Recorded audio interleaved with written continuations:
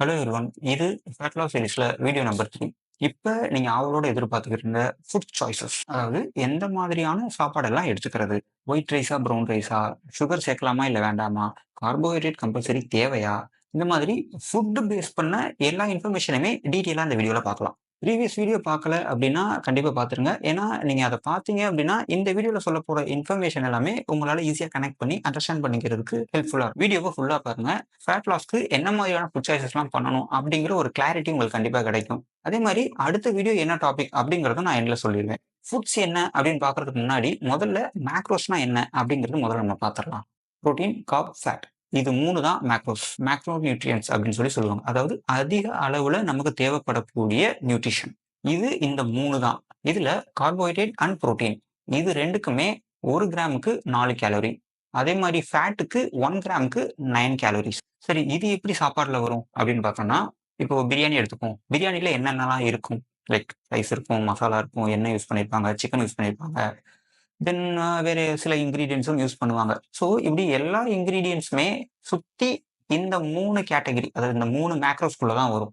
என்ன quantity base பண்ணி அந்த மேக்ரோஸ்ல வேல்யூஸ்ல கொஞ்சம் சேஞ்சஸ் இருக்கும். இப்போ வந்து பொட்டேட்டோ சிப்ஸ் எடுத்துக்கோமே, அது வந்து கார்போஹைட்ரேட் அண்ட் ஃபேட். இப்போ நம்ம யூஸ் பண்ணக்கூடிய பொட்டேட்டோ, தென் அதுக்கு எவ்வளோ ஆயில் யூஸ் பண்றோமோ, இத பேஸ் பண்ணி எவ்வளோ ஃபேட், எவ்வளோ கார்போஹைட்ரேட் அப்படின்னு ஒரு வேல்யூ நமக்கு கிடைச்சிரும். ஸோ கார்போஹைட்ரேட் அண்ட் ஃபேட்ட பேஸ் பண்ணி எத்தன கிராமுக்கு எவ்வளோ கேலரிங்கிற கால்குலேட் பண்ணோம்னா, ஓவராலா அந்த பொட்டேட்டோ சிப்ஸ் உடைய கேலரியும் நமக்கு தெரிஞ்சிரும். அதுக்குள்ள இருக்கக்கூடிய அந்த மேக்ரோஸ் வேல்யூவும் நமக்கு தெரிஞ்சிரும். இதே மாதிரி தோசை, இட்லி, ஓட்ஸு, நம்ம சாப்பிடக்கூடிய லைக் பாஸ்தாவா இருக்கலாம். இல்ல புரோட்டீன்காகன்னு சொல்லி சாப்பிடக்கூடிய சிக்கன், ஃபிஷ்ஷு, பீஃபு, தென் வெஜிடேரியன் ஆப்ஷன்ல இருக்கக்கூடிய அந்த பன்னீர், டோஃபு, சோயா சங்க், இந்த மாதிரி எந்த ஃபுட்ட நீங்க எடுத்தாலும் அதுல இந்த 3 புரோட்டீன், கார்ப்ஸ், ஃபேட் இது 3லயும் ப்ரொபோர்ஷன் மாறி இருக்கும். அதுக்கேத்த மாதிரி அந்த ஃபுட்டுடைய மேக்ரோஸும், கேலரி வேல்யூவும் இருக்கும். இப்போ நம்ம சாப்பிடக்கூடிய எல்லா சாப்பாடுமே பிரேக் டவுன் ஆயி நமக்கு நியூட்ரிஷனா தான் கிடைக்க போகுது. ஸோ நம்ம அந்த நியூட்ரிஷன ஃபோக்கஸ் பண்ணணுமே தவிர, இண்டிவிஜுவல் ஃபுட்டா நம்ம ஃபோக்கஸ் பண்ண வேண்டிய அவசியம் கிடையாது. நம்ம நியூட்ரிஷன ஃபோக்கஸ் பண்ணும்பொழுது, ஆட்டோமேட்டிக்கா நம்மளால ஒரு ப்ராப்பரான ஃபுட் சாய்ஸஸ் நம்மளால பண்ணிற முடியும். இந்த மாரி ஏதாவது ஒரு ஃபுட் எடுத்துக்கிட்டீங்க அப்படின்னா, அதுல 1 இல்ல 1க்கு மேற்பட்ட நியூட்ரிஷன் இருக்கும்.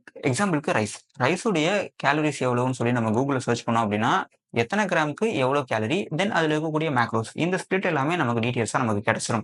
இது மாதிரி ஒரு ஃபுட்டுக்குமே தனித்தனியா எவ்வளோ மேக்ரோஸ், எவ்வளோ கேலரிஸ்ன்றது இருக்கும். இந்த 3 மேக்ரோஸ்லயுமே ஃபேட்டுக்கு தான் கேலரிஸ் கொஞ்சம் அதிகம். ஸோ அதனால அத நம்ம பார்த்து தான் யூஸ் பண்ணணும். இந்த ரீசன்னால தான் இந்த டீப் ஃப்ரைடு இல்ல அதிகமான ஆயில் யூஸ் பண்ணி சமைக்கக்கூடிய ஃபுட்ஸ் இதெல்லாம் அவாய்ட் பண்ணுங்கன்னு சொல்லி ரொம்ப ஜெனரலா சொல்லிருவாங்க.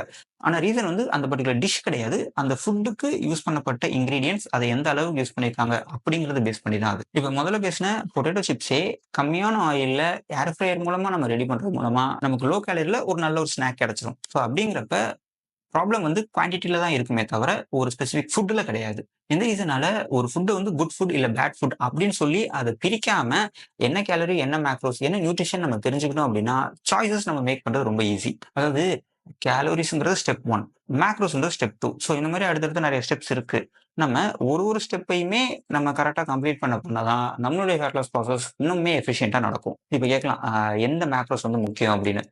3 மேக்ரோஸுமே முக்கியம் தான். எக்ஸாம்பிள்க்கு கார்போஹைட்ரேட். அது வந்து நம்ம பாடிக்கான primary energy source. So carbohydrate compulsory நம்ம அவாய்ட் பண்ணக்கூடாது. அடுத்தது வந்து ஃபேட். ஃபேட் வந்து நம்ம உடம்புல இருக்கக்கூடிய ஹார்மோன் புரொடக்ஷனுக்காக ரொம்பவே ஹெல்ப் பண்ணும். ஸோ அப்படிங்கிறப்ப கண்டிப்பா நம்ம ஃபேட்ஸையும் நம்ம அவாய்ட் பண்ணிறக்கூடாது. அடுத்தது புரோட்டீன். ஆக்சுவலா நம்மளுடைய ஃபுட் சாய்ஸஸ்ல புரோட்டீன் வந்து ரொம்ப கம்மியா இருக்குது. கிட்டத்தட்ட புரோட்டீன் டெஃபிஷியன்சின்னு கூட சொல்லலாம். அதே மாரி புரோட்டீன் வந்து நெறைய பேரு பாடி பில்டர் இல்ல மசில்க்காக மட்டும் தான் நெனைச்சிருக்காங்க. அப்படி கிடையாது. புரோட்டீன் வந்து நம்ம பாடியில இருக்கக்கூடிய செல்ஸ், போன் இந்த மாரி எல்லாமே ப்ராப்பரா கன்ஸ்ட்ரக்ட் பண்றதுக்கு தேவைப்படக்கூடிய ரொம்ப முக்கியமான ஒரு நியூட்ரிஷன். ஸோ நீங்க எக்சர்சைஸ் பண்றீங்களோ இல்லையோ, நீங்க கண்டிப்பா புரோட்டீன் கன்சம்ப்ஷன்றது இருந்தே ஆகணும். இந்த காரணத்தினால எந்த ஒரு ஸ்பெசிஃபிக் மேக்ரோஸையும் நெக்லெக்ட் பண்ணாதீங்க. சில பேர் சொல்லுவாங்க, "நீ கார்போஹைட்ரேட்ட கட் பண்ணு போதும்" அப்படின்பாங்க. அதெல்லாம் ரொம்ப ரொம்ப தப்பு. இப்ப எந்த மேக்ரோஸ் எவ்வளவு இருக்கணும்னு சொல்லி பார்க்கலாம். முதல் விஷயம் புரோட்டீன். ஏன் புரோட்டீன்? ஏன்னா ஃபேட் லாஸ் ஃபேஸ்க்கும் சரி, லைக் ஜெனரலாவுமே சரி, புரோட்டீன் வந்து ரொம்ப நெக்லெக்ட் பண்ணக்கூடிய ஒரு மேக்ரோஸ். ஸோ அதனால ஃபர்ஸ்ட்டு புரோட்டீன செட் பண்ணணும். புரோட்டீன் வந்து உங்களுடைய லீன் பாடி மாஸ்க்கு ட்வைஸ் இருக்கணும். அடுத்தது ஃபேட்.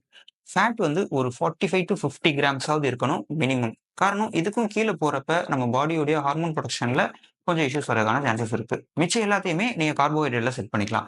இப்ப எக்ஸாம்பிள்க்கு உங்களுடைய டார்கெட் கேலரி வந்து இப்ப 2000 கேலரின்னு வச்சுக்கோமே. இதுல ஃபர்ஸ்ட் நீங்க புரோட்டீன் செட் பண்ணணும்.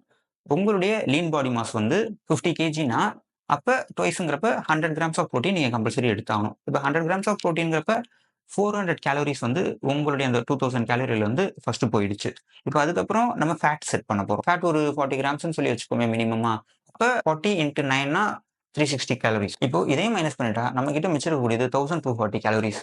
ஸோ இது வந்து டிவைட் பை 4 போடுறப்ப நமக்கு 310 கிராம்ஸ் ஆஃப் கார்போஹைட்ரேட்ஸ் கிடைக்குது. ஸோ அப்படிங்கிறப்ப உங்களுடைய 2000 கேலரி டயட்ல இந்த ப்ரொபோர்ஷன்ல தான் புரோட்டீன், கார்ப்ஸ் அண்ட் ஃபேட் இருக்கணும். இப்போ இத வச்சுட்டு எந்த ஃபுட் உங்களுடைய ரொட்டீன்ல இருக்கு, உங்களுடைய டயட் பிளான்க்குள்ள ஃபிட் ஆகும்னு சொல்லி நீங்க ஒரு ஃபுட்டையும் அதோட குவான்டிட்டி பேஸ் பண்ணி செட் பண்றப்ப தான் உங்களுடைய ஓவரால் கேலரி எக்ஸீட் ஆகுதா, இல்ல கம்மியா இருக்கா, இன்னும் ஏதாவது ஒரு ஃபுட்டுடைய குவான்டிட்டி இன்கிரீஸ் பண்ணணுமா, டிக்ரீஸ் பண்ணணுமா, புரோட்டீன் ரெடியூஸ் ஆகுது அப்படிங்கிறப்ப புரோட்டீனோட குவான்டிட்டி இன்கிரீஸ் பண்ணலாமா? ஸோ இந்த மாதிரி உங்களுடைய பேசிக் ரெக்யர்மென்ட்டான கேலரிஸ் அண்ட் மேக்ரோஸ பேஸ் பண்ணி தான் நீங்க ஃபுட்ட வந்து உங்களுடைய டயட்குள்ள ஃபிட் இன் பண்ணணும். இப்போ வந்து உங்களுக்கு ஃபுட்ட பத்தி ஒரு ஐடியா கிடைச்சிருக்கும்னு நெனைக்கிறேன். அதனால ஃபேட் லாஸ்க்குன்னு ஒரு ஸ்பெஷல் ஃபுட் இருக்கும். லைக் ஃபேட் லாஸ்க்காகவே சில எதுவும் கேட்டகரிஸ் இருக்கும்.